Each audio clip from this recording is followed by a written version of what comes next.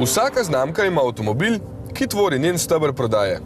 Pri Mercedes-Benzu je to razred E. In ta se je v svoji zadnji podobi glede na predhodnika postavil na stran opozicije. Če je prejšnji s svojim izgledom in lastnostmi deloval bolj dinamično, je ta sedaj bistveno bolj zadržan.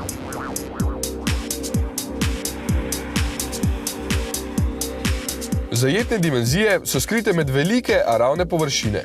Ostre in povsem umirjene poteze po celotni liniji delujejo zadržano in elegantno. Ključni detajli, ki so skupni vsem generacijam modelov E, kot so dvojne, ampak tokrat oglate luči, kromaska ter obvezen Mercedesov znak na vrhu nje, pa tudi tokrat odlično dopolnjujejo celoto. No, zadek, ki je po svoji podobi precej bliže azijskim proizvajalcem kot pa nemški legendi, jim je tokrat manj uspel. Notranjost, ki je sicer po stilskih prijemih enakovredna zunanjosti, prinaša vse tisto, kar se od Stuttgartske zvezde pričakuje. Vsekakor je vredna vseh pohval. Prostornost je vzorna, počutje in udobje tudi.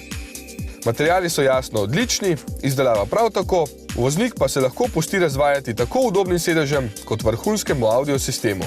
Izjema je le krepko preplitek prtljažnik, ki glede na mere avtomobila tudi ni tako velik.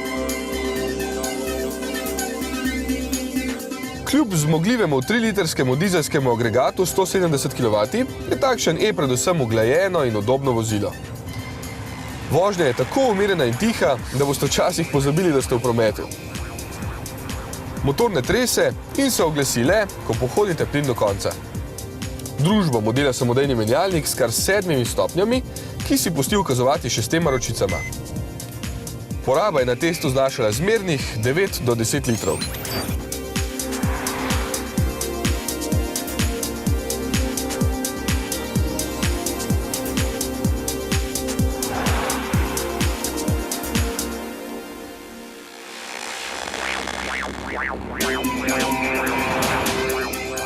Če je vožnja najprej udobna, pa še ne pomeni, da ne more biti hitra. S tem gumbom utrdijo blažilniki, pri čemer se karoserija praktično nič ne nagiba. Ovinki postanejo veselje, ker je vodljivost odlična, če upoštevamo mere takšnega E-ja. Skratka, na stari fronti nič novega. E je še vedno vrhunski in predvsem varen avtomobil, ki navdušuje ljubitelje klasike. In zaradi oblikovne posebnosti moleta ne bodo šteta tako hitro kot nekaterim drugim avtomobilom.